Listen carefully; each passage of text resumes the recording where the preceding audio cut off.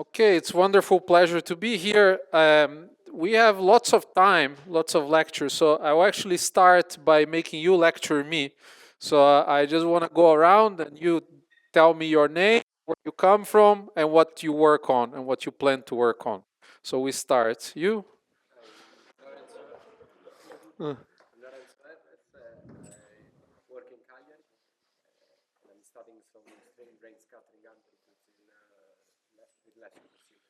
Okay.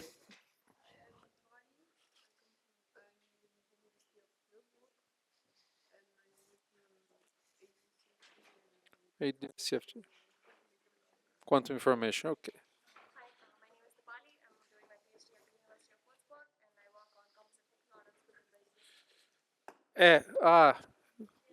Yes.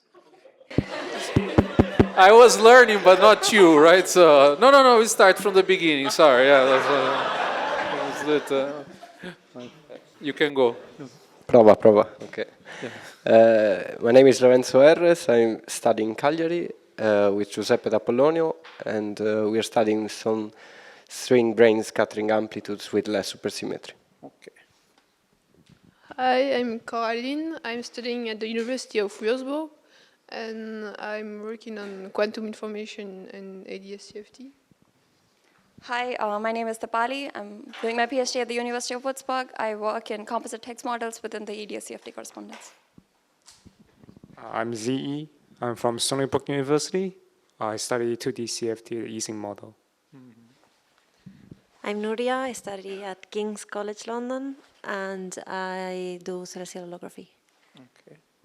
My name is Li Han. I study in University Catholic Logic in Brescia, and I'm studying on de Sitter bubble. I'm Emma. I study in Edinburgh, and I work on twistor theory. Hi, I'm Emanuele. I'm studying at the University of Prague and FGU, and my project is on two-dimensional conformal field theories and W algebras. I'm Andrea. I study in Prague, and I work on holography and ADS-CFT in low dimension. My name is Valerio. I am from Rome, and I study the double copy relations. Hi, I'm Gabriele. I'm working on string theory and black holes at IFT Madrid. I'm Giuseppe. I work at Humboldt University in Berlin, and I use homotopy algebras to study the field theory structure of double copy. And I'm Maria. I'm also in Berlin, and I use homotopy algebras for ADS-FT in theory, but now I'm also doing some other stuff anyway. Yeah. Good. Other stuff is good.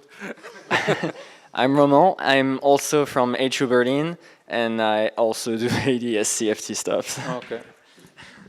I am Nicola. I will be studying TT bar deformations at Queensland University. Hi, I'm Maddie. I'm from the UK, and I study in Swansea, and I'm currently working on confinement and holography. I'm Diego. I'm from EPHT Saclay. I'm studying string compactifications. I'm Riccardo. I study in Prague as well, and I study string field theory. Hi, I'm Sinan. I'm studying in Vienna, and I'm studying supersymmetric field theories, curve theories, and modular spaces. Hi, I'm Stefano. I'm studying in Turin, and I work in extended gauge supergravities, and they are embedding in string theory. Hi, I'm Guido. I'm from Daisy, and I'm doing class S, even though I'm just confused about what I'm doing. But that's the standard, no? Hi, I'm Jonah. I'm from Hamburg. I'm equally confused, but I'm working on integrability, n=2 gauge theories, and complex geometry. Hello, Line. I'm working at Uppsala University on generalized symmetries. Hi, I am Antoine. I work in Lyon, in France, and I'm doing asymptotic symmetries in general relativity. Hi, I am Theodore. I work in Paris in APC, and I work on quantum field theory in curved spacetimes using ADS-CFT. Hi, I'm Mattia. I'm working on black holes at Southern Denmark University. Hi, I'm Matteo. I'm a second-year master student at the University of Padua, and I'm working on equivalent localization and generalized global symmetries. Hello, I'm Gabriel. I am at the IFT in Madrid, and I'm working at CFT, ADS CFT correspondence and CFT distance conjecture. Hi, I'm Eduardo. I study at the IFT in Madrid, and I'm working on the Swampland program. Hi, I'm Alessandro. I will start my PhD in Catania University, and I'm going to work on the Swampland program in string cosmology. Hi, I'm Leonidas from Athens, and I'm working on renormalization issues concerning the two-point function of energy momentum tensor. Hi, I'm Francesca. I'm at University of Naples Federico II, and I'm working on celestial holography. I'm David. I'm at the University of Torino, and I'm working on conformal defects. Francesco from University of Rome Sapienza. I study scattering amplitudes to recover the general relativity results. Right. Hi, I'm Sebastian. I study at the University of Naples, Federico II, just like Francesca, and I also work on celestial holography. So my name is Ipak. Yeah, so you know. At the Scuola Normale, and hopefully you're gonna tell me soon. I mean, we will figure something We'll out. figure that out. I'm very fresh, yeah. Because correlator, inflation, and yeah, that's it. Some stuff. Unclear. Yeah, hi, I'm Rajat, and I'm too from Scuola Normale, and I'm reading up on cosmological polytopes, and I'll see where it goes there. I'm Lorenzo, I'm from University of Turin, and I study superconformal gauge theories with the use of localization.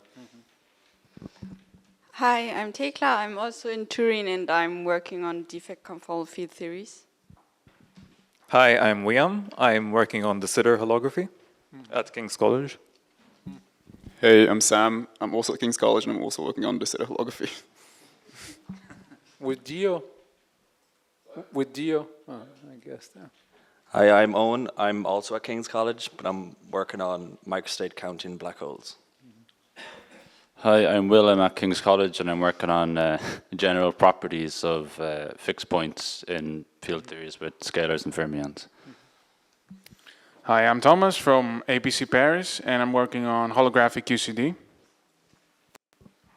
Hi, I'm Oscar, also from APC in Paris, and I'm working on black hole tidal deformability. Hi, I'm Michele from Parma, and I'm currently working on some tentative new observables from localization in n=4 superpyramidals. Hi, I'm Alex, and I'm working on low-dimensional quantum gravity at University of Parma as well. Hi, I'm Gianmarco. I'm from Padua, and I work on ADS-CFT and black hole thermodynamics. Hi, I'm Antonio. I'm from University of Trieste, and I work on generalized symmetries in 5D gauge theories. Hi, I'm Luis from University of San Sebastián, Valdivia. Currently working on topological solitons in the gauge nonlinear sigma model. Hi, I'm Emiliano. I'm from Krakow University. I'm working on holographic complexity. We done? No. There. Wait. Okay. I was sure that everyone could hear me. But I am Ceren. I am from Boğaziçi University in Istanbul. I am working on three-dimensional supergravities, their supersymmetric solutions, and their relation to higher dimensions via Kaluza-Klein reduction. Okay. Great. So, well, I mostly work on cosmology, which is something that wasn't mentioned that much now in this roundabout. But I take inspiration from almost all the things that you mentioned. And maybe I'll try to adapt. I'll say something new in the middle of the course about some new work, which might be of interest to some of you. I mean, the beautiful thing about the early universe is that It's probably the only place in nature where these speculations about quantum gravity might have some teeth, meaning you might actually test the idea. So we believe that the very early universe underwent this period of rapid expansion, inflation, and if you just mess around and build a simple-minded model of inflation, you find that the energy densities are absurd. So we're going to review that during the lectures. So you're closer to the Planck scale than you are to the usual low energies at which we do experiments. So maybe there is a chance if the string scale, this is a lesson in string theory, if the string scale is not hovering at the Planck scale, if it's a few orders of magnitude below, we might be able to see true effects of string theory in the sky. Okay, it's also probably the only arena in which, of course, we all love black holes. They're great, but all the quantum effects are shielded behind the horizon. So unless you're planning on jumping inside of black holes, which I don't recommend, you're not going to see quantum effects in our world. You can simulate them, perhaps, and test these ideas, but the early universe provides this arena in which you can really see the quantum effects and gravity playing together and essentially creating the seeds for all structure of our universe. Okay, so that's really the main motivation. So the big picture of early universe cosmology is what one would like to understand is understand the initial conditions. Initial conditions of the universe. And how to make precise predictions.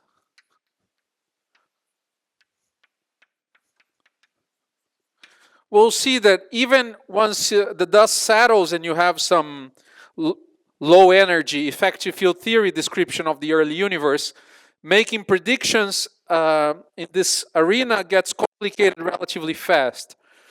So the standard framework of quantum field theory adapt to curved space is well understood. It's been understood more or less since the 70s, but the moment you start to do real calculations, then it gets complicated, and then we need new tools. That's where this whole idea of Bootstrap comes from. So probably today and tomorrow, we're really going to do Bootstrap probably come lecture 3.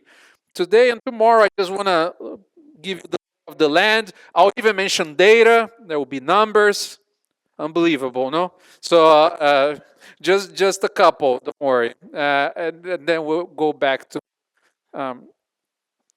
theoretical exercises. So let me draw my favorite picture, kind of Groundhog Day. I draw it all the time. So let me draw a timeline of the universe up here. Okay. So I start here. So time goes up, and here we are. So cosmology,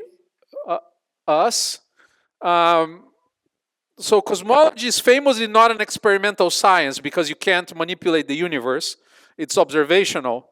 You just observe the universe and you need to infer what's going on. So you infer based on stuff. So you look around and you see galaxies. Okay, so that's, oh, this chalk is terrible.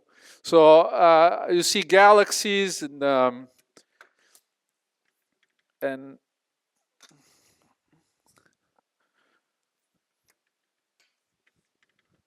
these are my galaxies. And we know indirectly that they are lying some scaffolding of dark matter. They're like raisins in the pudding. So every non-trivial idea is in some sense correct, right? So Thomson was speculating about the atom as like the electrons as raisins in the pudding. That idea didn't work out, but more or less the same idea works for the large-scale structure of the universe. You have this big cosmic web of dark matter, and in the over densities, you have galaxies clustering. So you observe this stuff, it looks random in the sky, you get beautiful pictures, you can print posters and so on, but it looks randomly distributed. You collect this information. In fact, the future of cosmology in the next 10, 15 years is going to be driven by these big galaxy surveys.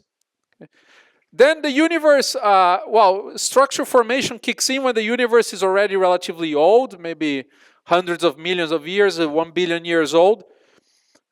There's a whole period in which the universe is essentially just cold and filled with neutral hydrogen. And I'm happy to report that if you observe this, the imprints of this, you're going to be able to do cosmology better than we do today by a factor of 1,000. Unfortunately, nobody observed anything of this era yet, even though there is a huge observational effort to measure something. You would imagine that the photons that are traveling to the Earth, they can get absorbed and re-emitted by this neutral hydrogen. Unfortunately, we happen to also be inside of a galaxy. So here we are, and our galaxy happens to emit in the same frequency range. So unlike the microwave background, we have to beat huge foregrounds to observe this dark ages. So the acronym is 21 centimeter radiation. There's a specific transition of the hydrogen atom that you should be able to see if you could observe the radiation that is emitted from this time. And nothing has been observed yet, but okay, just to keep your hopes up, that there's a lot of juice to squeeze out of the universe yet. And these we're doing very well right now. We're getting, probably in the next decade, we're going to get close to measuring maybe order 10% of all the galaxies in the universe, okay? So this comes from the large scale structure of the universe, LSS. And then when the universe is rather young, then famously we have this fossil. We have this cosmic microwave background radiation. It was emitted more or less instantaneously. It has some thickness, but it's not thickness 0. And it has hot and cold spots, okay? In fact, here are the hot and cold spots of the CMB. You can go to a shop in Pisa. They print, pictures of your dog or your family. I gave them a map of the CMB. They're like, well, what is this? It's a microwave background. I should just look at the computer, let me print, and this guy lives here as fast as possible. So you have a fairly uniform fireball of the very early universe at the microwave frequencies, and there are temperature fluctuations. So the temperature of the CMB is order 3 Kelvin right now, and it has temperature fluctuations. That's what this map is supposed to show you. So the difference in temperature between a hot and a cold spot is of order 10 to the minus 5, okay? So delta T over T bar, order 10 to the minus 5. Very small temperature fluctuations, and now we measure these with very high precision. And maybe, hopefully, futuristically, you could imagine there's even like gravitational waves that are emitted from the very early universe as the universe contorts and expands in its first moments. This is also a question mark. But this we measure. Okay? And then there's time 0. And here is let me put in quotes, Big Bang. Now we call it the hot Big Bang because it's the beginning of the hot standard phase of the universe, when the universe is a plasma. But we'll see that to explain, you see, to have these perturbations, the perturbations need to be there at time equals 0, okay? Because it's classical evolution, more or less, of the universe. The universe has some metric, and the metric has perturbations on top of which the plasma clusters, stuff falls into potential wells or gets dispersed from potential peaks and so on. And that's how you form these overdensities around which stuff clusters, galaxies form, and humans can discuss where these things come from, okay? So it all goes back to initial conditions. So you need very special initial conditions here at time equals 0. And so how do you understand this? So the way to probe to learn about cosmology is we are quantum field theory, so we always talk about correlation functions. So the probe is to study correlation functions.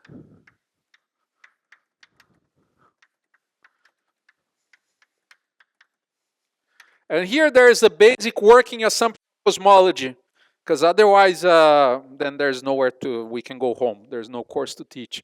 So the working assumption of cosmology is that when you do averaging in the sky, you're looking at multiple realizations of the same experiment, okay?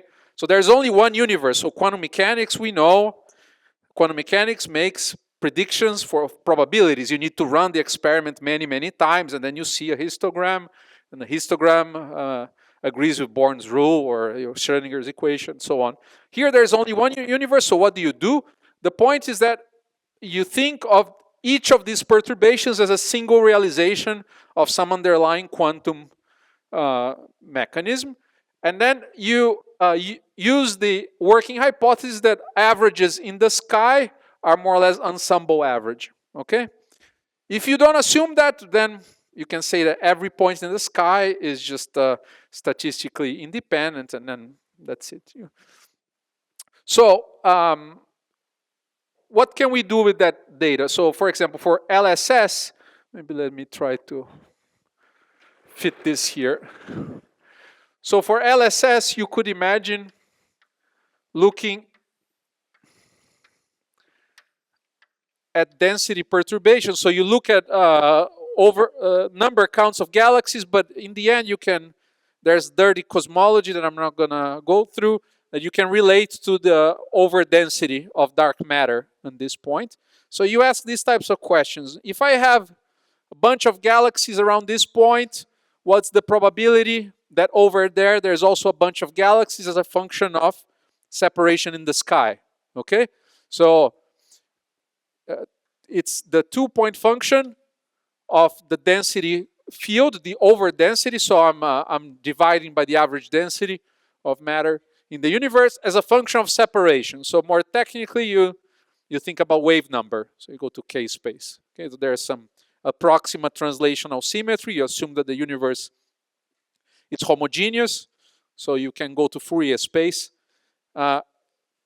And then plot this delta rho 2-point function. Because of translation invariance, it only depends on the wave number, really only on the modulus because of rotational invariance, right? Is that clear? So if you take a 2-point function, x and y, your Fourier transform will depend on k1 and k2, but translation invariance tells you that there's a delta function, k1 plus k2, so it really only depends on k1. And rotational invariance tells you that it only depends on the absolute value of k1. So it really only depends on one variable, okay, k.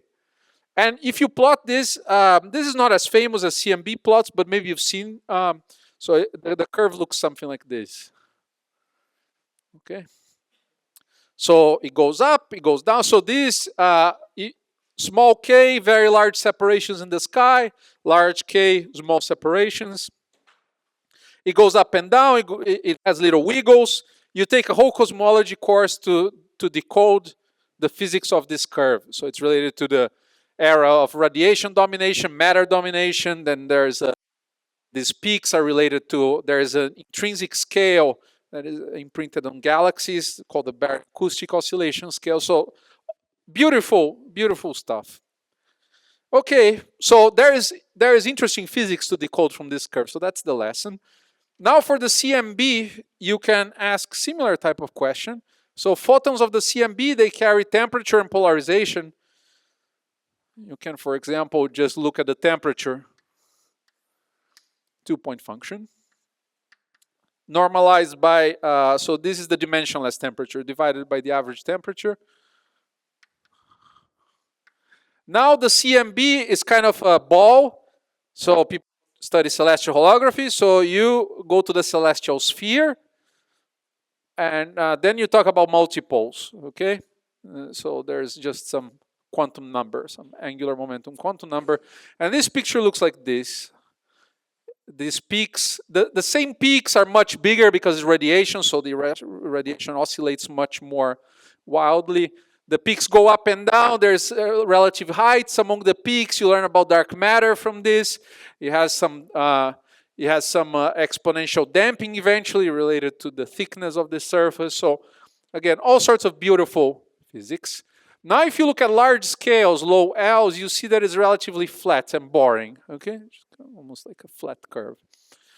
And that's where we start to come in as quantum physicists. So this is time equals 0, but then to explain the data, my little sociological rant. So the standard model of cosmology is called lambda CDM, which is related to dark energy and dark matter.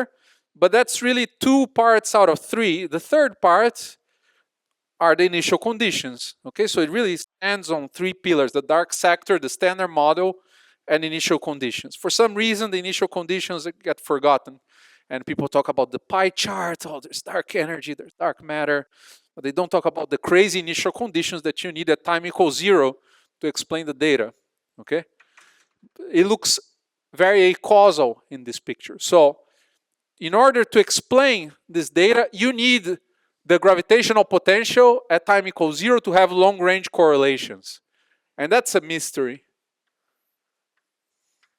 So if you plot roughly the Newtonian potential, I'm going to define what it is later in the lectures.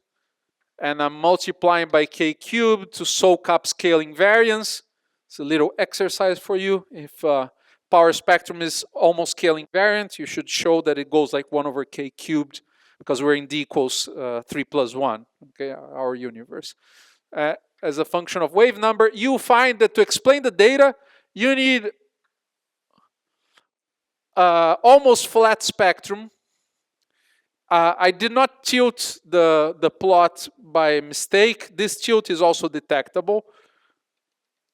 So there is a little slope. This slope is of order 1%, 5%. Okay, so this is measured like more than 10 sigma now by Planck.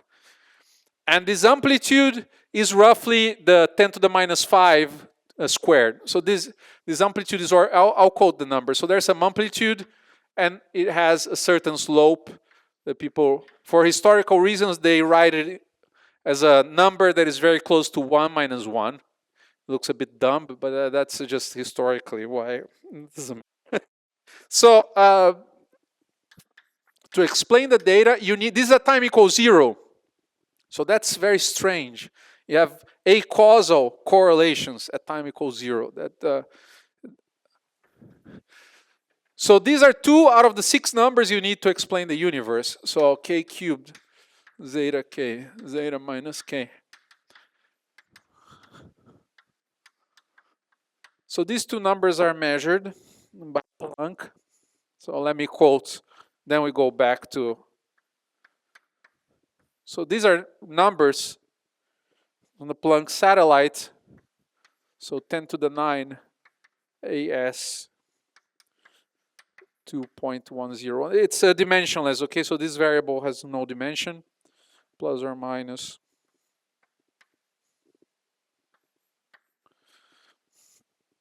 And NS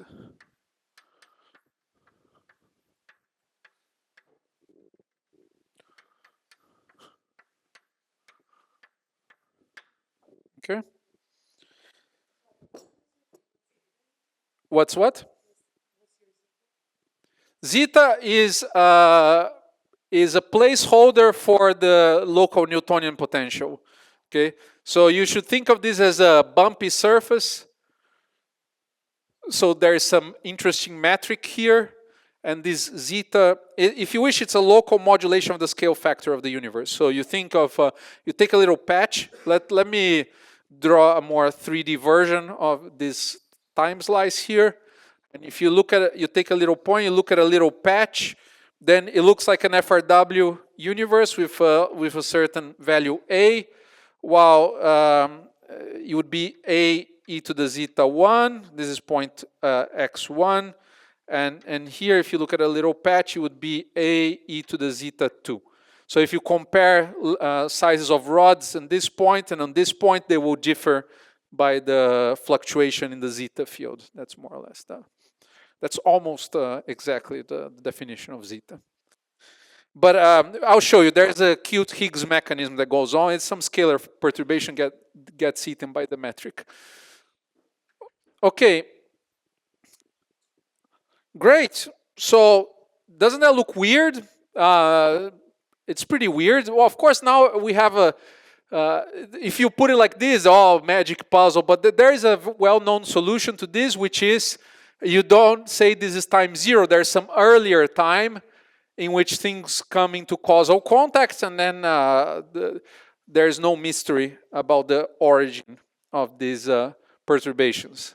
Okay, now I realize I made a big mistake. I want to fill in the timeline with this board, but I just put this stuff here. So can I erase it? Is it okay? I don't know if people are. I have some handwritten version of these notes. I'm happy to share at the end of the lectures. If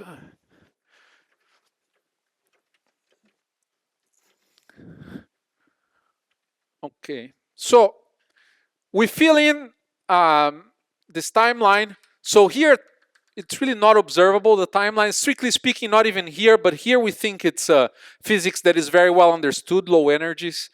But then come here, you need to fill in this picture with some very rapidly expanding universe. And this is what we call inflation. And the point is that here, quantum mechanics is fundamental. Okay, so this is a quantum mechanical phase of the universe.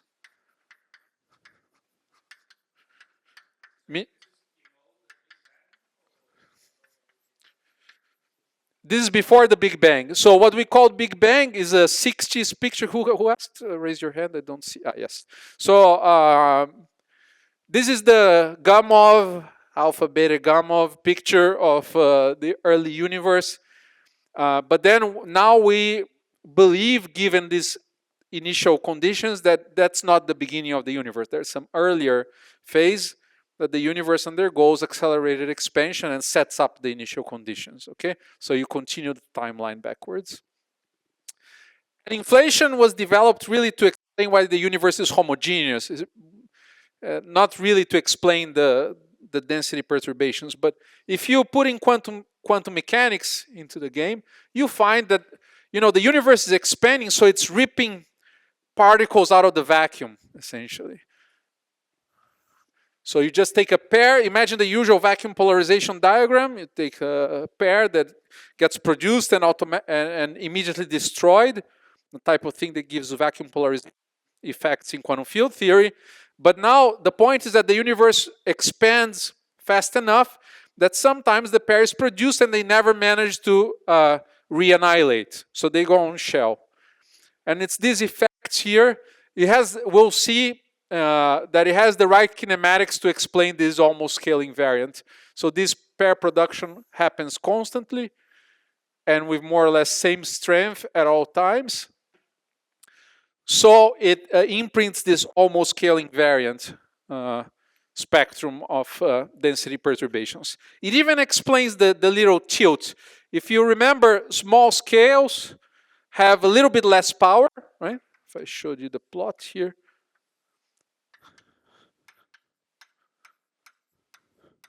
A little bit less power, and the idea is that things that are correlated at short scales, they are generated towards the end of inflation. So inflation has to stop. So this accelerated expansion has to slow down.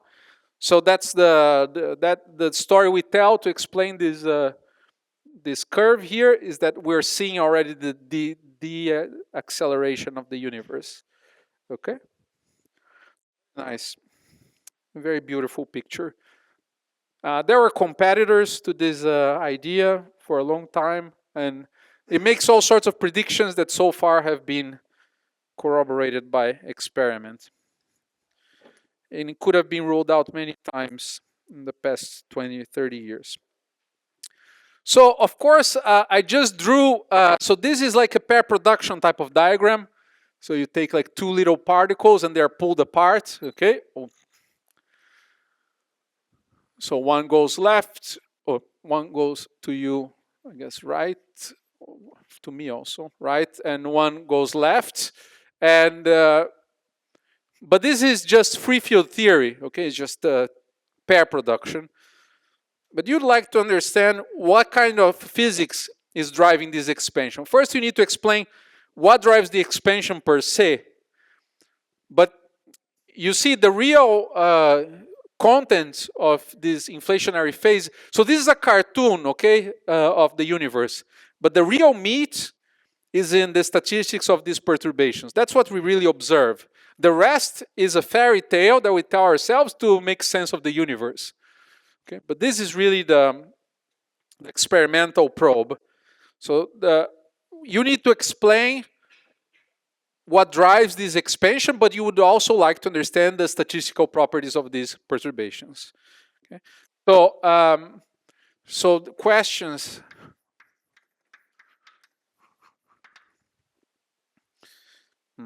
Well, first of all, what's driving? Or even more primitively, what is inflation? This is a hard question. You can work under some umbrella of some models.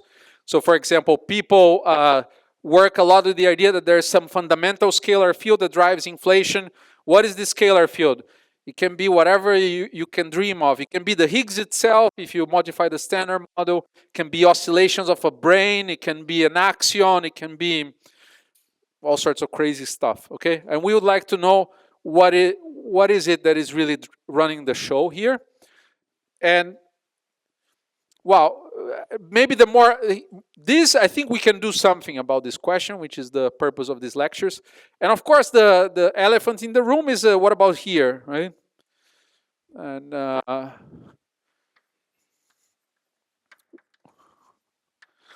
how did inflation start, or what happened at the beginning?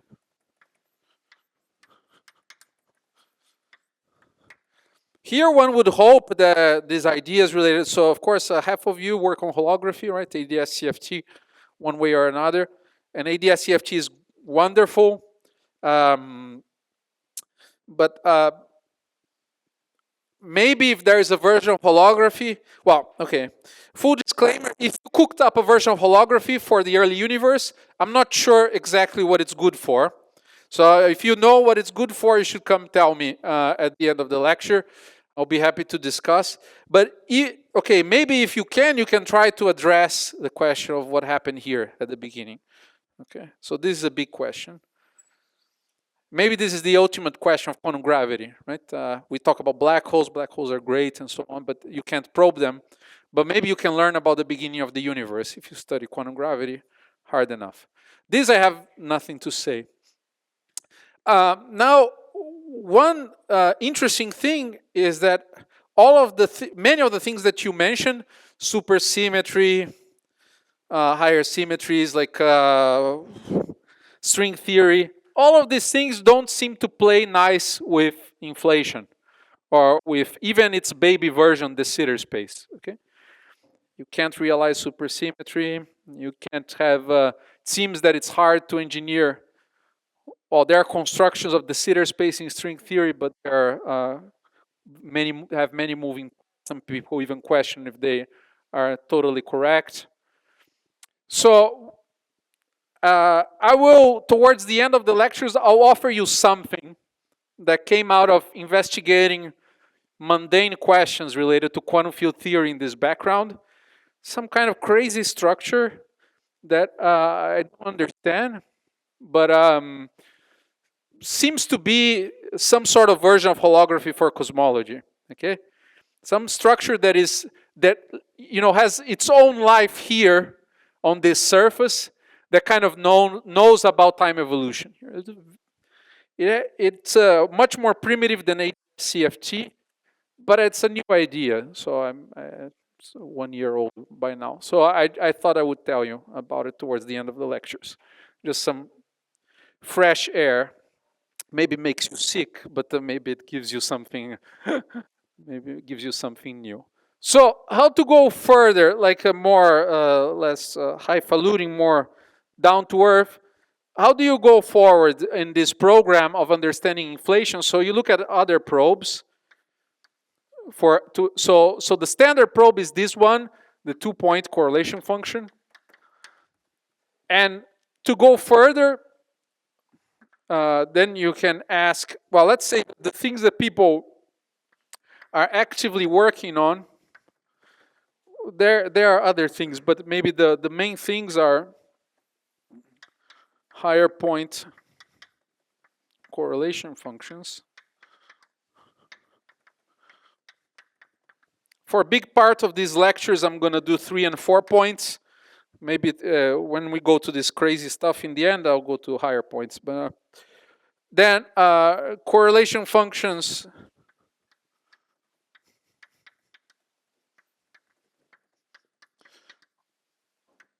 of new fields, maybe 2-point function, but a field that is not the curvature perturbation. So for example, this is a quantum mechanical description of the universe undergoing fast expansion. So the universe is growing and contorting itself, so it is producing gravitational wave.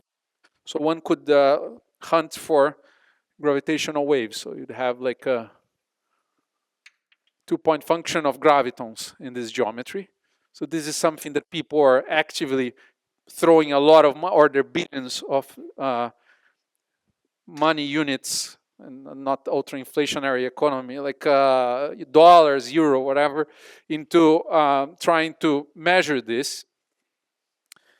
And so I'll tell you why it's, well, besides the fact that you're going to measure the pains of the universe, it's really the universe contorting, distorting itself, and producing gravitational waves. I'll tell you what it teaches us about inflation. But, well, higher point functions are very simple, straightforward extension of these diagrams. What happens if I just look at a 3-point function? So what kind of physics can generate this interesting 3-point correlation function, or 4 points, and so on, okay? Maybe this figure is getting busy, but at 4 points, you could imagine that there is a messenger, there is a new state that comes in, and you can't observe directly, but it's indirectly mediates these interactions. That's how we do progress in particle physics, right? We have like low energy probes, electrons, protons. We smash them, then they produce other stuff, and we see what comes out, right? That's more or less the whole particle physics program of the 20th century. You smash things and you see what comes out, and then that's it. So here, the universe ran the experiment for us, and we need to look at, this is more or less a 2-to-2 scattering process. You see what mediates these correlation functions, and you try to infer. It's like your Fermi, you discover Fermi theory, and then you have a very good experiment, and you discover W bosons. Okay, that's more or less the philosophy. Okay, well, last thing related to primordial features, I'll explain that maybe. I'm not going to say much about this, but maybe lecture 5 or so, I'll get back to this, which is, these particles, they have to fly in this geometry, so they are tracers of the geometry. So when we say, oh, it's de Sitter space and so on, we really have too crude of an information right now to know for sure. And perhaps if you could measure like a correlation function like this, then you could really trace the geometry. Just think of this mediator as a probe that tracks the geometry. So as I move these 4 points around, then this diagram peaks around different configurations, and then you see this particle flying through the geometry and probing its geometry, probing its metric and its shape. Yeah.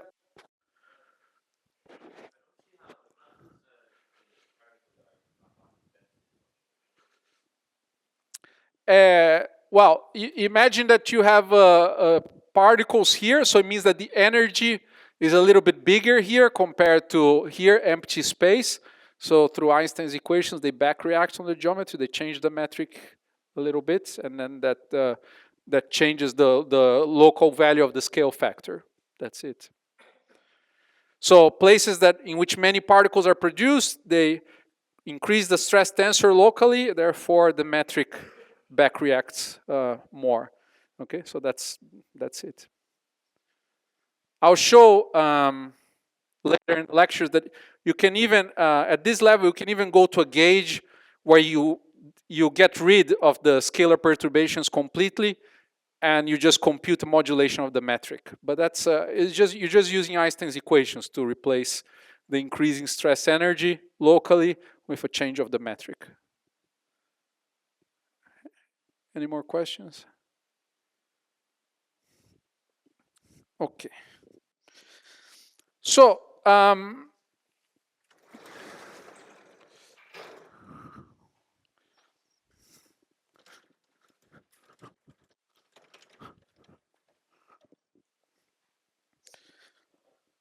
most of the lectures I'm gonna focus on. I'm gonna teach you how to compute certain things. Oops.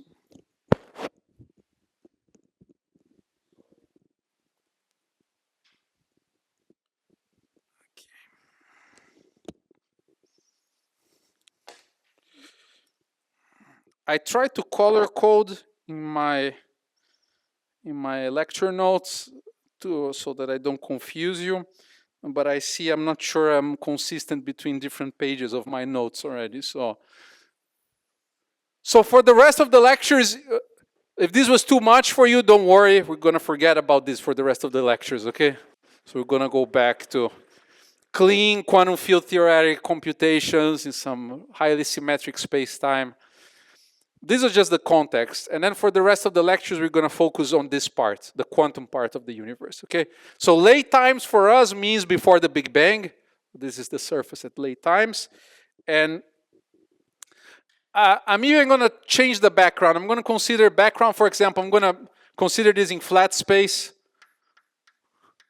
This is not a scattering amplitude. Huh? You just take a flat space, you decide at time equals 0, you want to do a measurement, and you measure field correlation functions, okay? So there will be particle production just because you decided to slice the vacuum, the usual vacuum diagrams. You decide to take a time slice to do a measurement, so you see particle production just from this effect.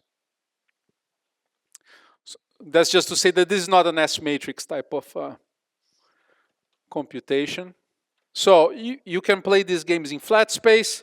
Then I'm gonna maybe the bulk of the lectures will be about de Sitter space, which is the toy version of inflation.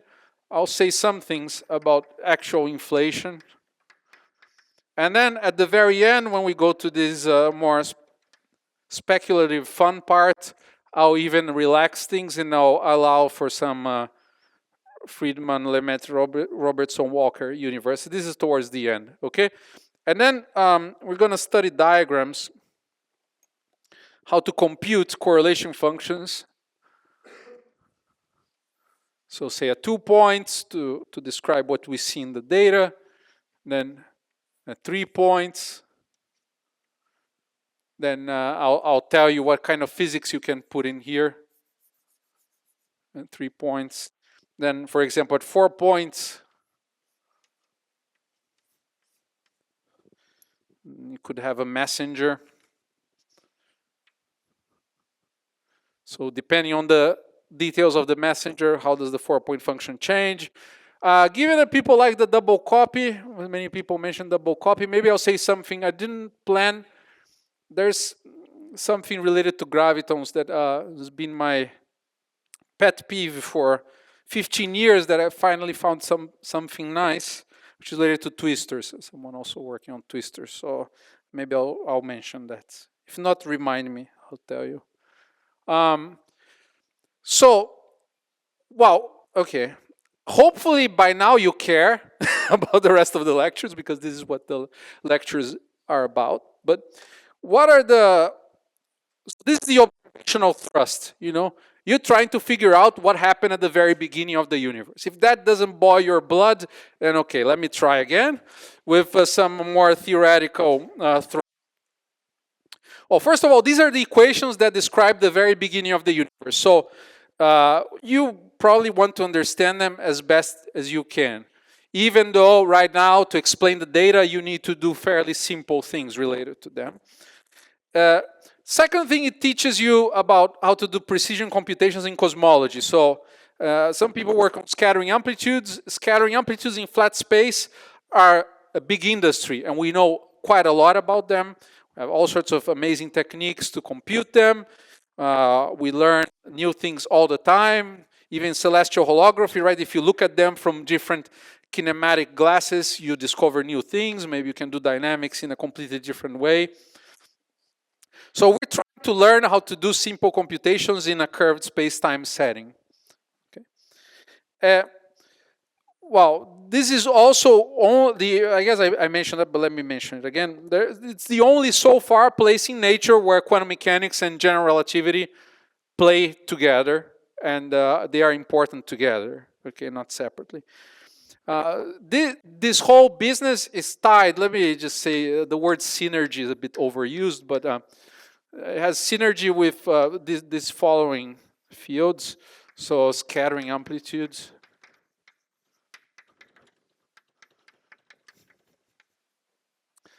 with conformal field theory.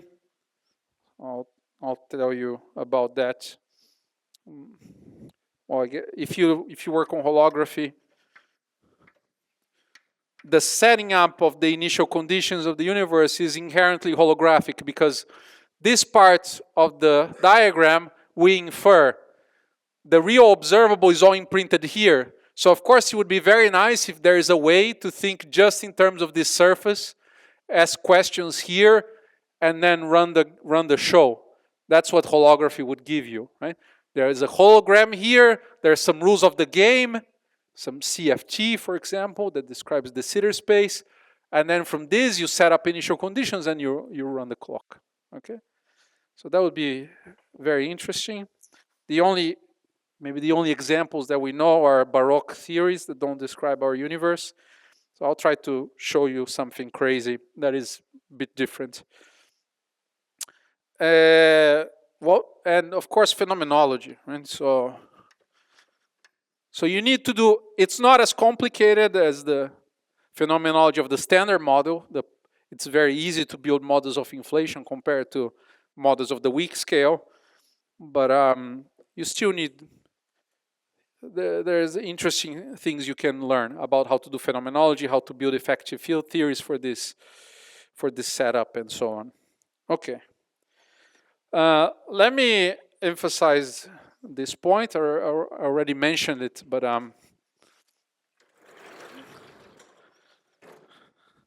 so this week you have Andrea teaching you about GR, and I suspect that she's going to tell you something about celestial holography.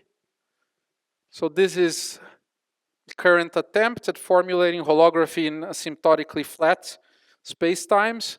So holography, of course, is great. It's the 21st century Fourier transform, right? It's a different way of thinking about a system, like you reorganize the degrees of freedom in a neat way. So in flat space, the goal, so you have this space-time diagram of flat space, some interesting topology, and then you have usual experiments where you scatter stuff, you send stuff in, you collect some stuff that comes out, and you have standard rules of locality and so on, quantum field theory to track the evolution of these particles. But maybe you would hope, especially when gravity kicks in and black holes form, you would hope that then there is some different structure. Maybe the structure lives on this asymptotic, on some surface that has the same type of shape as asymptotic infinity. There's some sort of question you can ask here that gives you the same answer. So, well, for example, I tried to draw, no, I didn't draw anything. So you could imagine that you take you look at a celestial sphere here and you kind of puncture this, you puncture the celestial sphere, study some correlation function of the celestial sphere, and somehow magically he knows about this space-time diagram, okay? So, well, there is a version of holography in flat space that is as old as ADS-CFT, related to matrix models.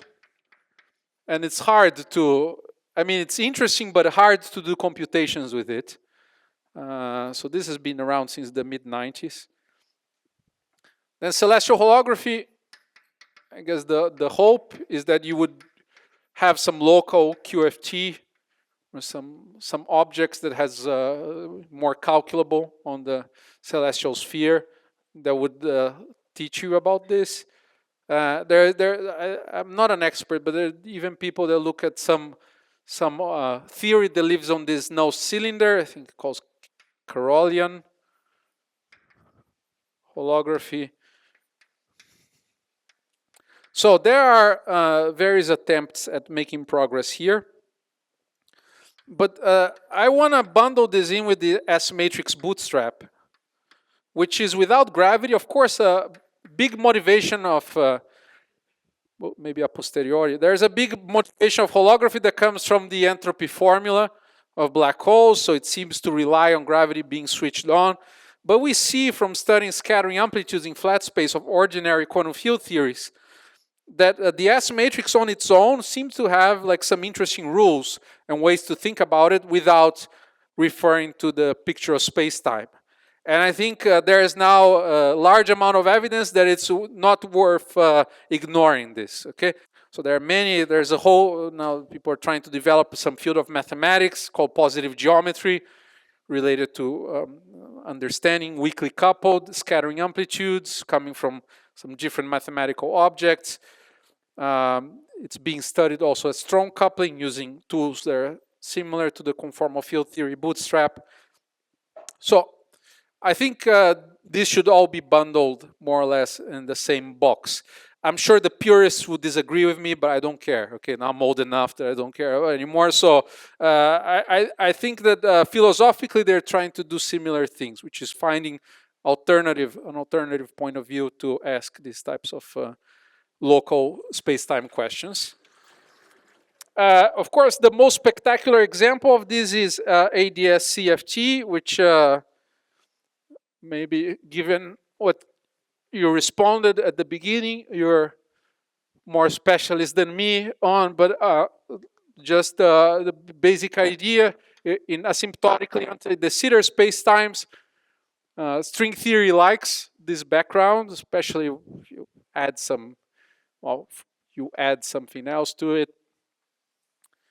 But then the point is that if you have a theory of quantum gravity with strings and planets and so on in asymptotically ADS spacetime, it's equivalent to some quantum field theory, some conformal field theory, or some quantum field theory in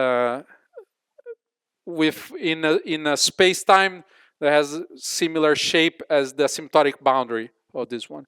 I know that another pet peeve of mine, people like to say that the CFT lives on the boundary. I mean, this is a bit of exaggeration, right? It's really a Fourier transform. There's just two separate ways of thinking about the same system. It's not like both exist at the same time. It's either or. It's just that the shape of the space-time in which you ask these field theoretic questions is the same as the shape of asymptotic infinity here. So, well, when I was a beginning student, I was confused about this, so I'll just mention it to you. Maybe you already know. But so here you ask some, so ADS, the types of question that you ask are a bit, they're somewhat similar than flat space, but a little bit different. In flat space, you send stuff in and you collect stuff out. In ADS, it's more like it's a can that you kick it with a hammer, and you measure responses, right? So it's really is like the Schrödinger cat type of experiment. You're outside, there's the box, are you alive, are you dead? You kick the box, and then you measure the responses of the box, okay? So it has a flavor of scattering, but you need to excite stuff in and then measure some response out. And the point is that this type of question is related to question of studying correlation functions in this boundary space-time. Okay, so that's kind of fascinating. Well, people like to say that as these fields become very strongly coupled, you build the interior of space-time, which I think is a nice picture. It's probably morally correct, but in detail, it's tricky to make it precise. Also because you often sweep under the rug the fact that there's each point here. It's not just a 5-dimensional space-time. The most famous example. There's a huge sphere, right, of the same radius. So there's S5 here, for example, in the usual example. So you say, you build an extra dimension. No, you build 6 extra dimensions, actually. Okay, so you need to explain how out of these fields you not only build the extra dimension, but you also pop a huge sphere out of it. Okay, so that's this is a bit similar to how space-time here. It's even crazier because you have just quantum mechanics. There's only time, and all 10 dimensions of space-time pop out of quantum mechanics. So, but it's not unrelated to the emergence of these internal dimensions. So anyway, so this is super well understood, the most cited paper of all time, in the Sitter space, the situation is sad, right? So when it comes to something that describes our early universe, well, first of all, people even disagree on the question, right, that holography is supposed to answer. So I'm going to use the idea that, so you have this inflationary period, this is the Sitter-like period, and then you have the surface in which you deposit these perturbations. And you would like to dream with the idea that then there is some autonomous structure that you study correlation functions in this, and then it knows about the same type of computation. So this comes from space-time evolution here, and this would just come from some dynamics intrinsic to this. It's not even clear that the word dynamics makes sense because there's no time, right? It's just some spatial surface. So people get upset about even this zeroth order point. So they want to describe, for example, now there's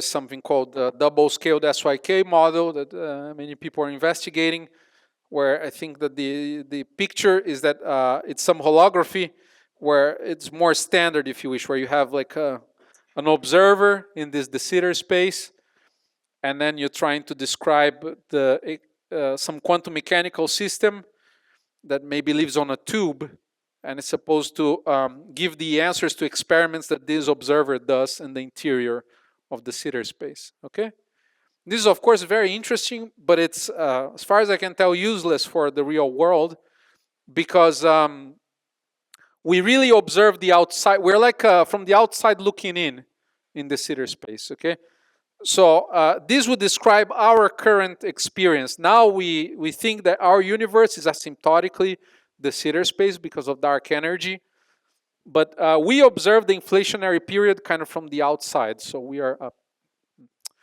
up here, and our light cone traces this surface here. So it's the word that people use. It's coined by Ed Witten. You're a meta-observer. Because you're not inside of the space-time. You're from the outside looking in. Okay.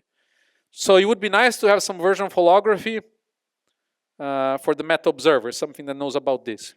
But there are other versions of holography that people are investigating right now. Something that describes the experience of this world line with gravitational interactions, and some alternative picture of a QFT or a quantum mechanical system, maybe on a tube, more akin to this picture of ADS-CFT. Okay. This is highly inspirational. The setup of our universe is naturally holographic, so we're going to use that as a big philosophical crutch to. But calculationally, it's somewhat not extremely useful. Okay. All right. I'm done with my first point. Any questions? Yeah.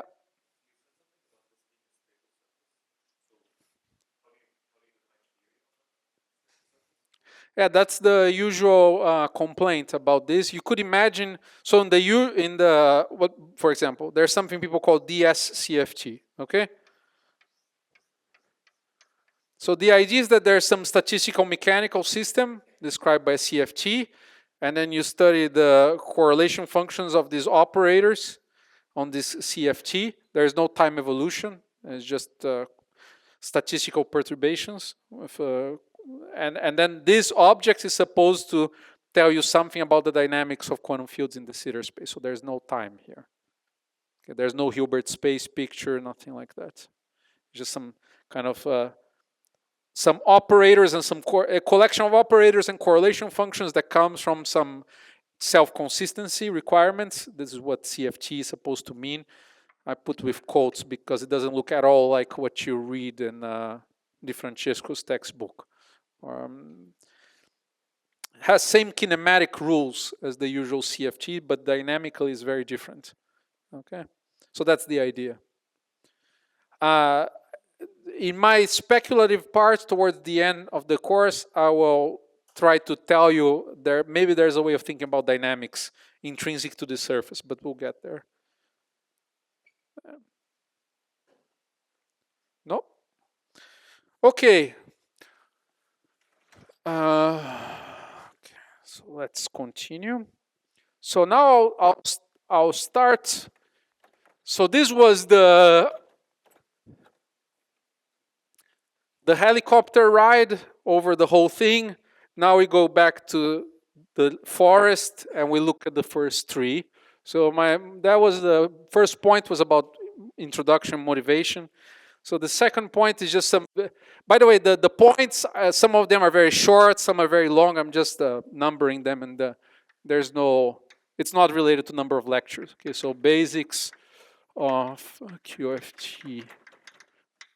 I need to tell you a couple of basic things about QFT in curved space that differ from the usual QFT that you learn in school. And I'm mostly gonna, well, I think maybe the best textbook on this is the one by Mukhanov and Vinitsky. At least the beginning, the end. I mean, this topic has an interesting history. It was highly developed after the discovery of Hawking radiation, and people are trying to answer a question that we still don't know how to answer. So a lot of the technology is developed to compute an observable that nobody cares about mostly these days. Back in when you open Burrell and Davis, the most famous textbook on the subject, people are interested in computing the back reaction due to quantum. So you have Hawking radiation, right? The black hole starts to emit quanta, and it's supposed to evaporate. But this is what everyone tells, but nobody can compute. The quanta being radiated and the black hole really shrinking, like tracking the dynamical evolution of the metric. You get very rough estimates, but the full evolution of the black hole back reacting and shrinking in size, that's a hard problem. And that's what Burrell and Davis tried to do. Try to teach you how to compute the one-point function of the stress tensor in a background geometry. And the dream is that you plug this back into Einstein's equations, you solve self-consistently, and you get the black hole shrinking. I think it's fair to say that nobody knows how to do this to this day. But the basic setup is still useful. So what does it mean to talk about QFT in curved space? So the setup is that you have quantum fields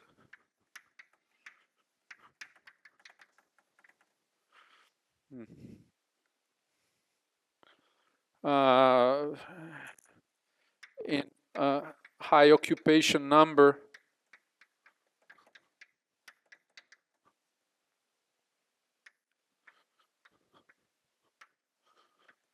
So it's classical.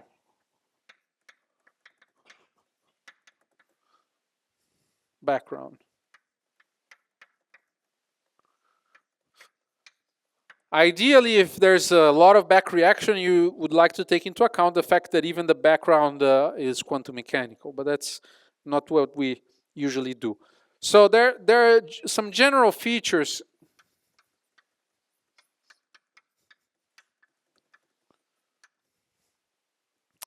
The first one is there's ambiguity in what one means by vacuum.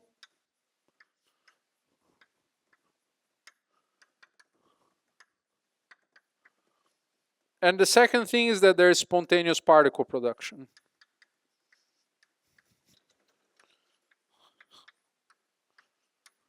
Just like we showed in that.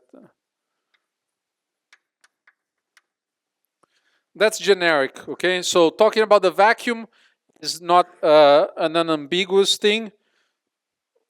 And so there are choices in how you quantize. And generically, you're going to have particles being produced out of nowhere, just because they take energy from the background geometry. Okay. So I'm going to illustrate these points with the dumbest example, which is a time-dependent harmonic oscillator.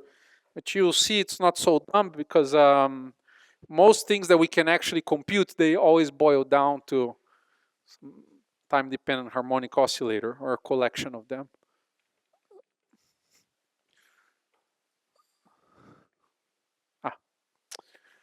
This is the place.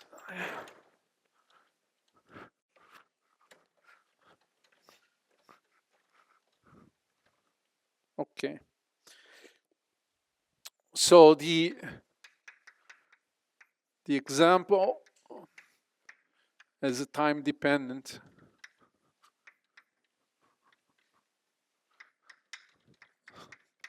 simple harmonic oscillator. Okay. So you take the frequency and it's a function of time. So it's quantum mechanics, simplest thing you can think of. There's a harmonic oscillator, but now the frequency, this is the Lagrangian. It's some given function. Okay, so u of t is the background.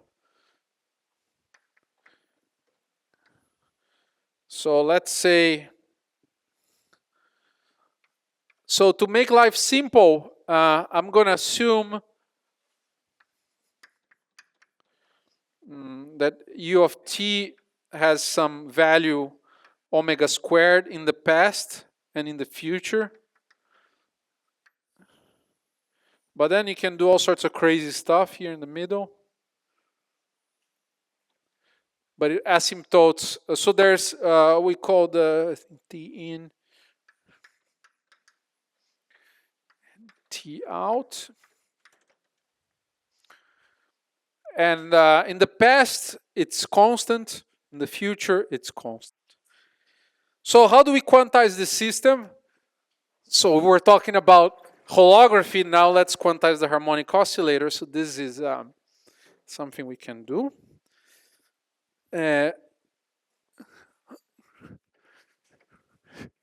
So the first thing you're supposed to do is solve the classical equation of motion. First step.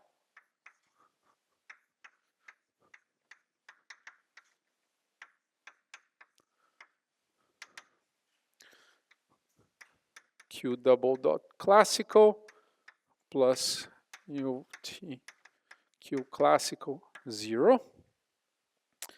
And then you're done. Then q hat, the operator, is supposed to be q classical times a. It's a real field, so you're supposed to add the complex conjugate. And if you want to have AA dagger equals to 1, then in order for the canonical commutation relations to apply, this Q classical needs to be properly normalized, right? So you normalized Wronskian for Q hat. I. Okay, so you take, it's a second order equation, two independent solutions. You normalize the solutions so that the Wronskian between the two solutions needs to be like I, such a way that then QP equals I implies AA dagger equals 1, right? So now you need to solve this equation. Well, this equation is not trivial to solve for generic U, but one thing you do know is, well, I know how to solve it for t less than t in. So Q classical. The Q classical that you're supposed to put in there in front of A is, there's only two choices. I'm not sure if I made the right one, but I think it's this, e to the minus I omega t over root 2 omega for U equals omega square. So this is definitely true. By the way, why this one? This is you have to return your diploma if you don't answer this one to me. So why do we choose? There are two solutions, no? You could, the generic solution of the equation of motion for Q classical should have been e to the minus I omega t alpha plus e to the plus I omega t beta.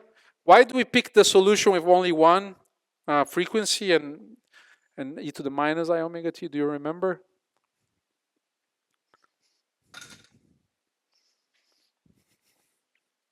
It's harmonic oscillator. There's no intricacies of quantum field theory, normal ordering, nothing like that.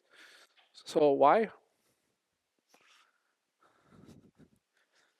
Well, I'm assuming you know, but you're too shy to say it out loud because it's too trivial.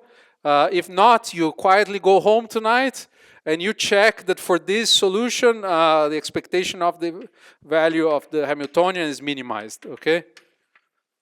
So that's the reason why. So of course, once you quantize, you build a Fock space by demanding that A is 0, okay? So depending on which linear combination you pick, let's say each choice of function is different quantization of the system.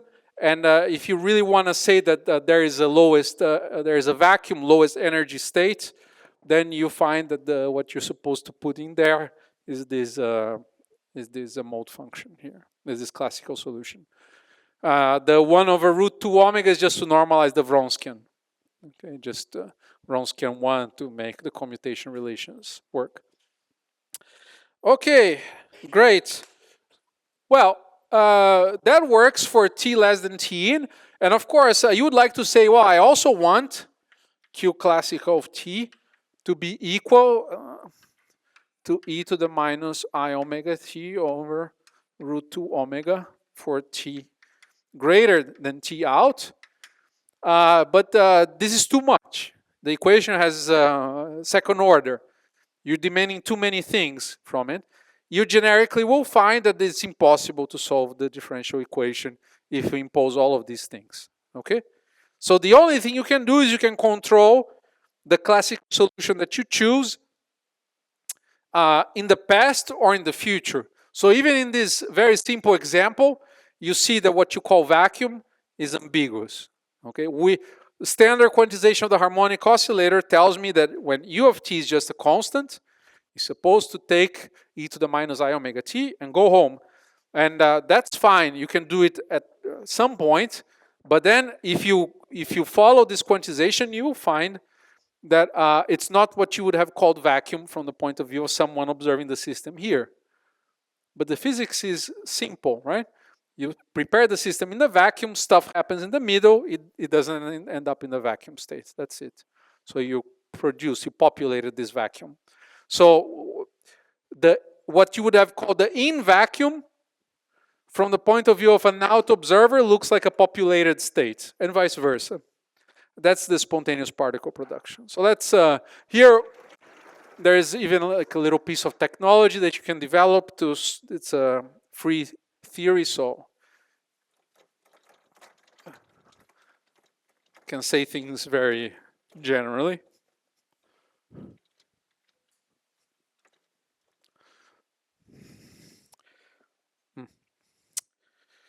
So these are called Bogolyubov transformation.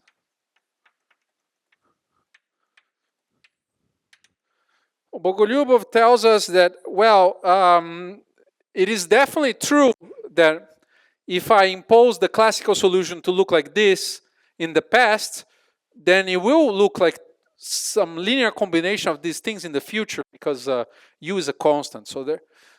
So the point is that the classical solution in what one would have called the in choice of quantization is going to be equal to some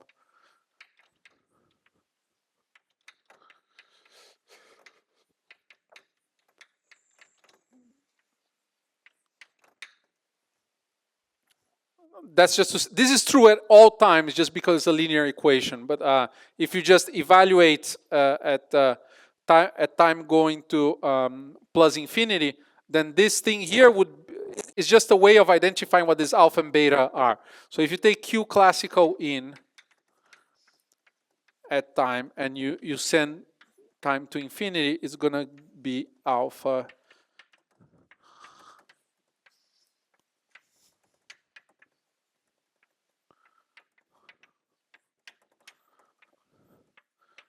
So the whole physics of the function u is encoded on these coefficients alpha and beta. Okay, they're called Bogolyubov coefficients. In scattering amplitudes, they're also known as the S matrix. Okay, so here there's only one.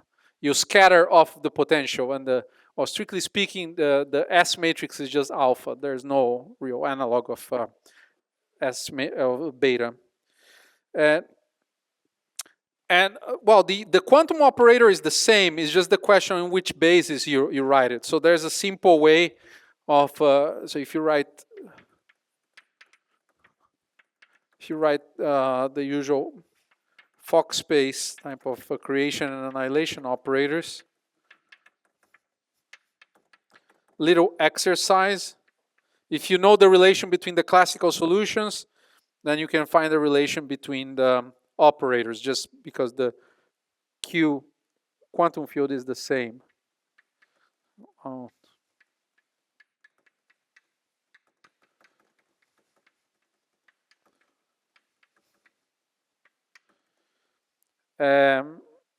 And the point is that A in is not the same as A out. Therefore, in and out states, in and out states are not going to be the same. Here it's so simple that you can just write. So this is an exercise that you can do if you're having insomnia tonight. You can do it at home after a nice bistecca dinner in Florence, some red wine. Then you can try to find this. So the out state, which is what is annihilated by the A out operator. Sorry. Well, there's some normalization. But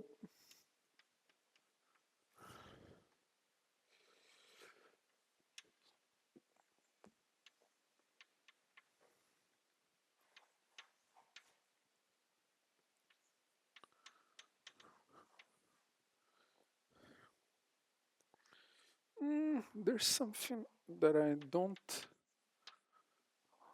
like here. Let me, maybe if you don't get this to work, maybe I'm making a mistake, but this is what I have in my notes. There's something I don't like in this formula, but I'll let you figure out. Now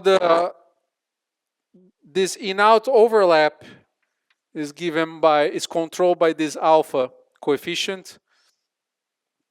And interestingly, if you compute the number operator is just a dagger A in the in states, but the number of out particles. So if you're an out Geiger counter and you count how many particles there are in the in states, then it's controlled by this beta coefficient. So that's the physical interpretation of this beta coefficient. And unitarity tells you that, so then there's also this, comes from the Wronskian, or just unitarity. Okay, alpha squared minus beta squared must be equal to 1. There's something fishy about this formula.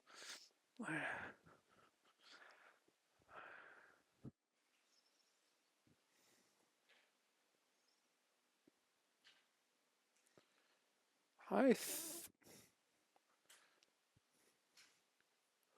think this is squared. Just because there is Q2 minus Q symmetry, particles are produced in pairs. So I don't like that. Maybe it's squared. Okay, I'll double check this and I'll get back to you. Okay, I don't have the pen here. Okay, questions about this. So this, I think, just shows you, if you switch on a background, you think you're safe here. You know, this is the analog of clean arena, where you can set up your experiment, set up the experiment, and then crazy stuff happens, and then here you do your measurement. And you think you know how to quantize things here and here. That's the whole foundation of the S matrix.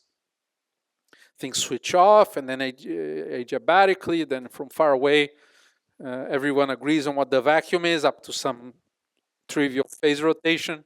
But if the background is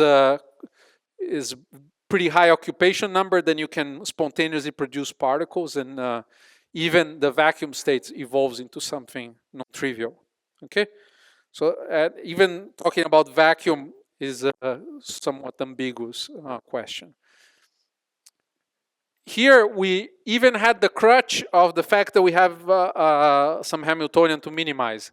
But the moment we go to curved space, even that we are going to lose. So we'll need to make some educated guess on quantization. Questions? Otherwise, I move to, when am I supposed to end? Lecture organizers? 15 minutes? Okay. Now I go to point 3, which is not lecture 3, just point 3. Where did I? Yes, here. Now I want to tell you a little bit about the sitter space.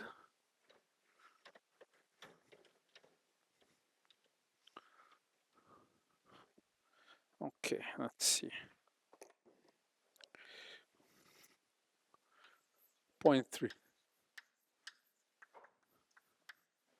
So why? Well, maybe I don't need to preach to the choir, but the sitter space is a proxy for inflation. It's not quite inflation. It's not quite our late universe and our late universe. This is not quite true, but close enough. It's maximally symmetric, just like flat space. I saw that Andrea was showing isometries to you. So it has as many isometries as flat space, 10 isometries.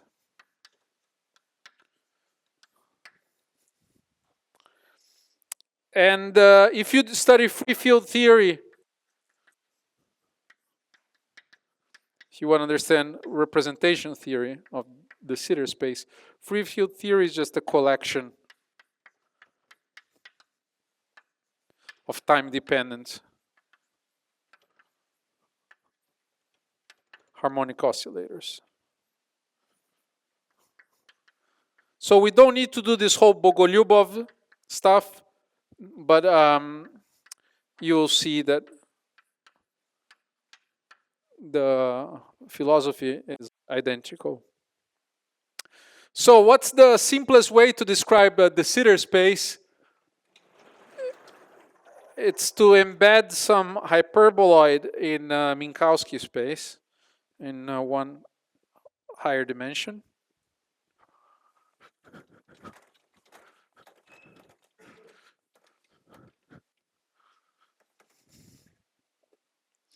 So you go to Minkowski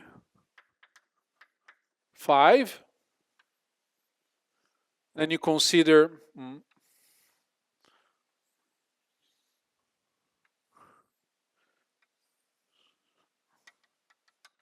the hyperboloid here.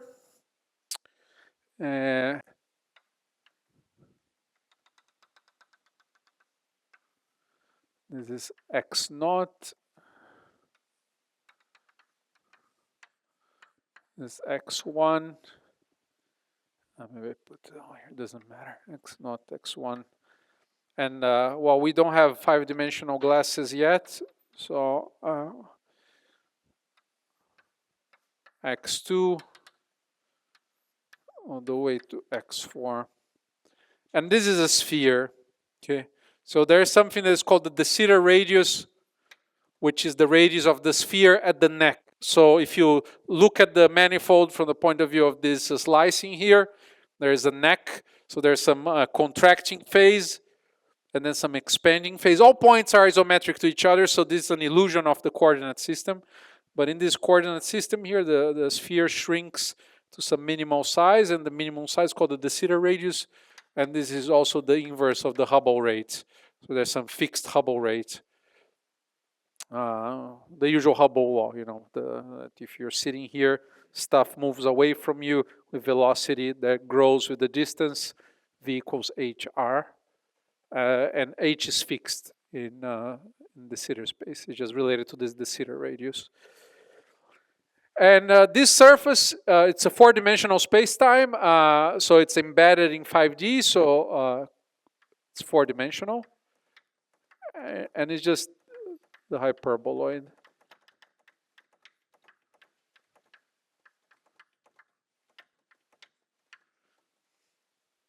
So in this way of writing it, the isometry is manifest. So this is called embedding space.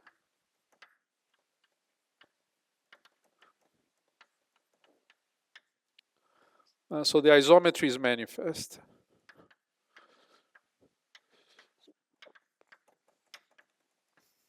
It's SO1, 4, right? Which is the Lorentz group in 5D. 10 generators. There's no Poincaré now. There's no translation, a billion part, but it's a 10 generators. Well, that's the toy version, baby reason for understanding the cosmological constant problem. And, there's no symmetry reason to fix the cosmological constant to be whatever value you want, because as you go from ds to flat to ADS, maybe the symmetry group changes, but the number of symmetries doesn't change. So that's anyway. So that's the isometry group. And of course, if the isometry group changes, the particles, the ERAPs, will change in a rather interesting way. For cosmology, we are mostly interested, because this is a proxy of inflation, we don't really want to work on exact de Sitter space. We'll only use parts, we use a specific coordinate patch of the de Sitter space that will not cover the whole manifold. But let me...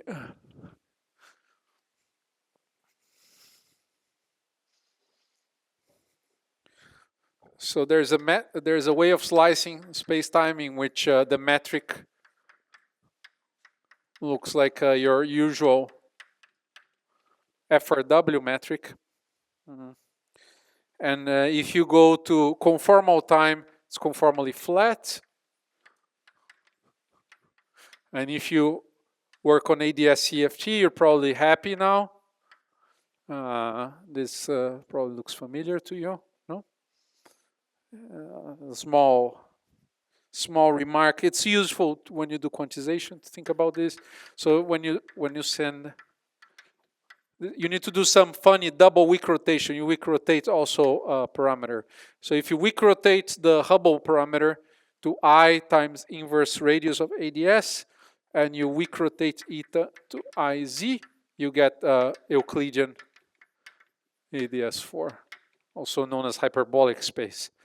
You see, if you just weak rotated here, you would get plus, plus, but minus. So you also need to weak rotate H to get Euclidean metric. Unless you're happy with all minus metrics, modern take on geometry. So the coordinate patch, actually the coordinate patch, I don't have a nice intuitive reason to do. Maybe if you have a nice intuitive way of understanding the choice of coordinates, I would be interested to hear. Well, I always have to look it up because it's peculiar. So the choice of coordinates that gets this slicing for you is the following. It's like x naught is minus 1 over 2 eta h squared minus eta squared plus x squared. So this x is 3D, okay, space. So x, y, z. 2 eta x4 equals minus 1 over 2 eta h squared plus the squared plus x squared divided by 2 eta, and x1, 2, 3 are gonna be minus x vector divided by eta h. And lo and behold, if you stick in these ugly formulas there, you get 1 over h squared. They only cover half of the manifold, so they slice the sitter in a funny way. So they only cover, let's say, this upper half here. You're slicing with planes, so they need to go off to infinity like this. Okay, so they're Euclidean planes. So and here eta. So t is real here, but eta you see because of the denominator. Conformal time runs from minus infinity to 0. Okay. If you want to describe the conformal geometry, the Penrose diagram. Everyone is familiar with Penrose diagrams here. Right? Who is not familiar with Penrose diagrams? Raise your hand. Okay, everyone's familiar.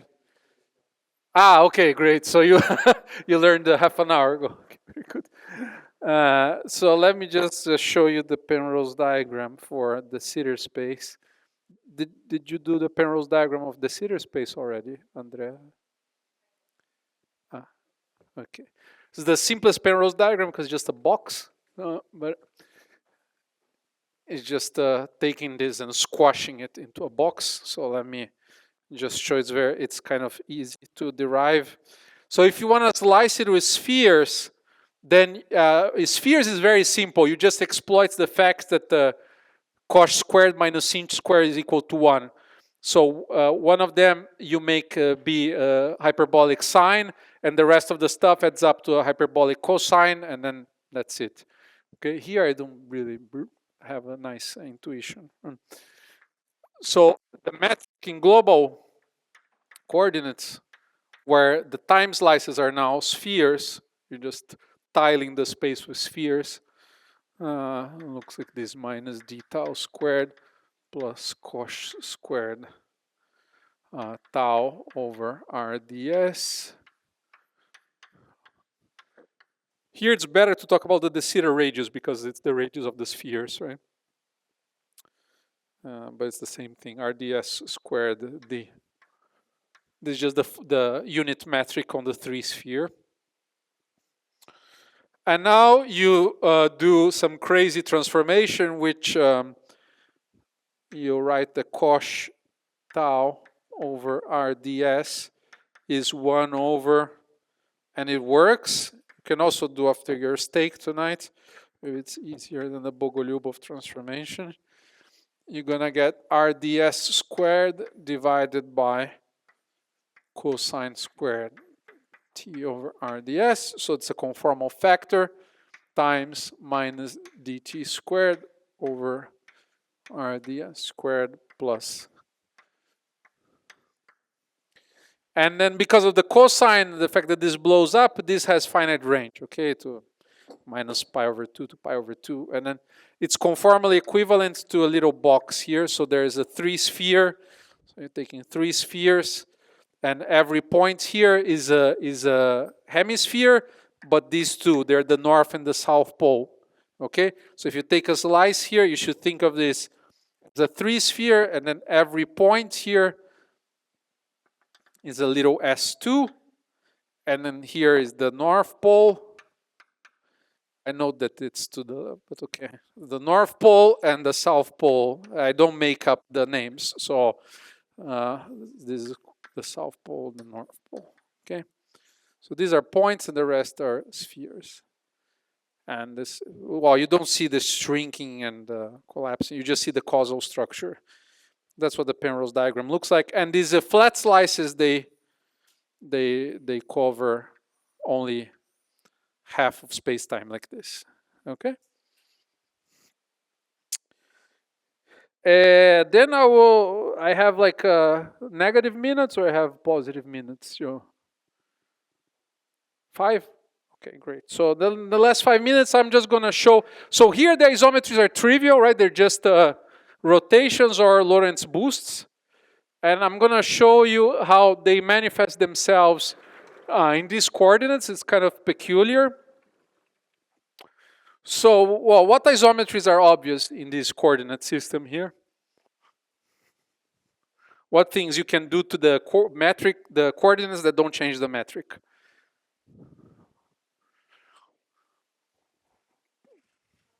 Translation, very good. X to x plus a, nothing changes. What else? Rotations, very good. So we got 6. There's 4 to go. 3 rotations, 3 translations because it's 3D space. Dilation, yes. So if you send x to ax and eta to a eta, these guys don't change, right? It's the time translation. So if you time translate, you compensate by a rescaling of the coordinates because you multiply. That's why you naturally get this almost scaling variance of density perturbations. Because if you do the experiment today, if you do it tomorrow in a bigger lab, you get the same results, okay? So that's there's time translation as long as you're willing to blow things up, bigger size. So you got the 7 that are easy. The last one is, well, if you know it by heart, then probably you don't need to take the lectures. So I'll just show to you. They are quite tricky, but they become well known at late times. So we quickly identified 3 translations plus 3 rotations. So the fact there are 3 translations tells that we should go to momentum space. Okay, 3 momentum. There's no 4 momentum. This will be important for the lectures. Then there is 1 dilation. X and eta gets rescaled. And then there are 3, for lack of a better word, de Sitter boosts. That on the boundary, if I go to the late time surface, as eta goes to 0, they are special conformal transformations, okay? They implement the full conformal group acting. That's why people start to talk about DSCFT. Because if you... So what's special about this surface here, the asymptotic, in the asymptotic future? The de Sitter isometries map the surface onto itself. Any other isometry, if you do a time translation, you move out of this surface. But this late time surface, the isometries act intrinsically on the surface. That's the 0th order thing about ADS-CFT, right? You study the asymptotic symmetries of the isometries of ADS, pure ADS. Then the asymptotic boundary gets acted naturally on them, just like the conformal group, okay? The same thing happens here in the Sitter space. So these are the Sitter boosts. So there's a vector B, there are 3 generators. So it's you send eta to eta divided by 1. Yeah, the finite version is not so easy to find in the literature, so I just copy it for you. B squared x squared minus eta squared. X goes to, this you can plug on Mathematica after your steak tonight, and you will see in 1 minute that it's a true isometry. The metric doesn't change.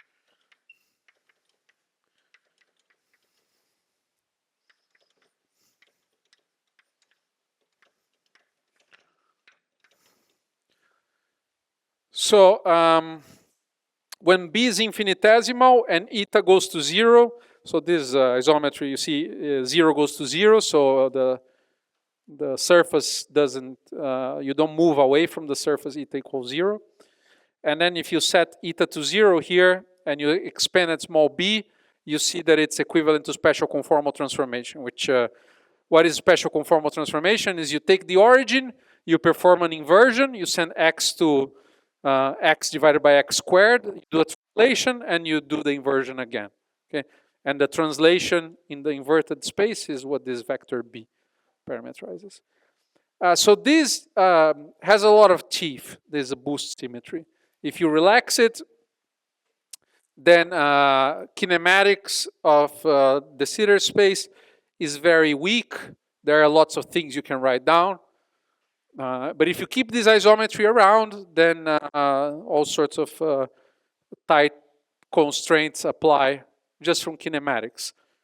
Okay, so if you take a course on conformal field theory, you probably know this, right? That if you just impose a scaling symmetry, there are all sorts of 2-point functions, infinitely many 3-point functions of operators. But once you impose special conformal symmetry, 2-point functions are only non-zero when the operators have the same dimension, and the 3-point function of scalar operators is unique. This is really because of special conformal symmetry. So this will be equally constraining for us, but to be seen tomorrow. So I'll stop here.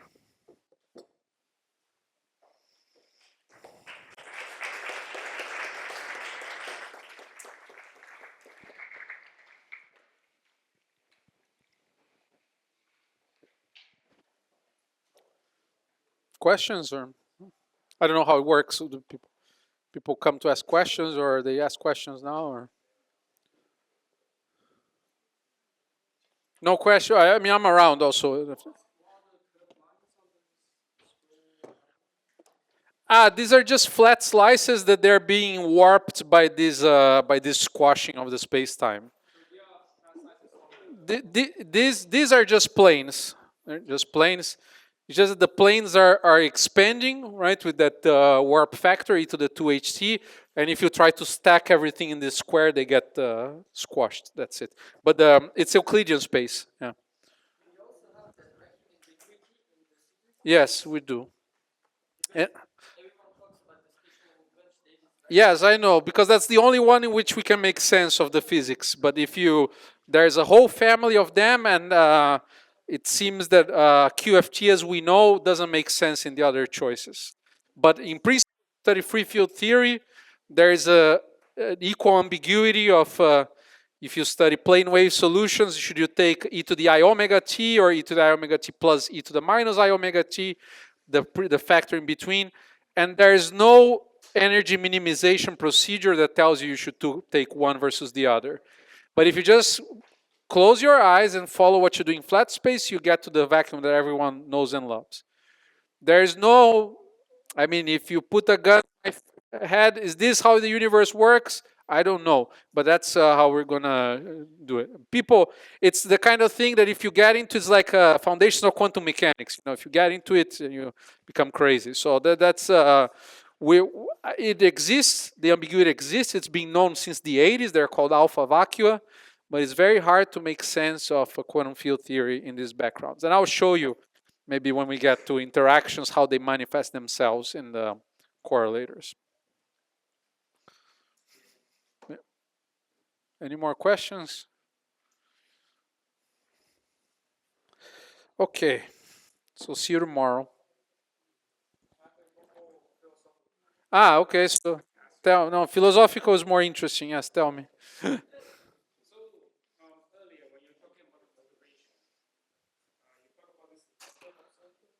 Yes.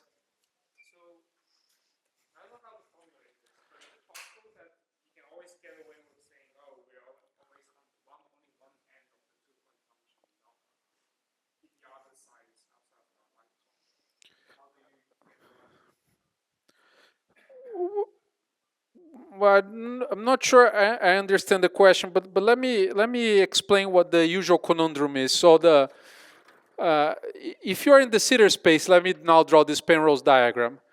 It would be nice to have maybe you have a world line here.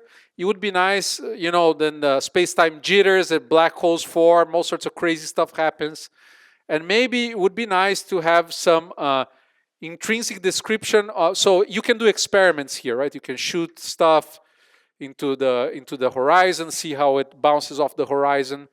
I didn't say what the horizon is, but there's your world tube, and you can do experiments within your lab, and you would like to have some non-gravitational description of this experience, okay? And we have no idea how to do that. Something a little bit simpler, which is what happens in inflation, is, well, this part is quantum mechanical, it's complicated, and then the quantum mechanical effects stop, space-time continues evolving classically, and then here we are, and we observe our past, our quantum mechanical past. And that's what the meta observer is doing. It's kind of observing the quantum mechanical phase from the outside. And that's what the usual DSCFT holography tries to achieve. Some description of this screen that will be shown to the future observer. But there are new attempts now that try to describe what happens to this world tube here. And it's a bit like if you think about black holes, it's like there's holography for the black hole, for the person that stays outside of the black hole. There's some membrane on the horizon with qubits, little televisions, and so on. That's the 12th picture, which nobody knows how to make precise, but that's more or less one way.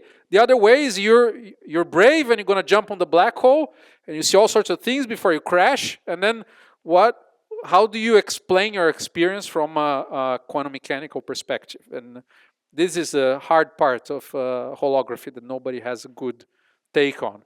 So here, the infalling observer into the black hole is this guy, and this is us observing the black hole from the outside. Okay, and that's what inflation gives us this setup, and our current phase of the universe gives us this setup. So we kind of have both right now.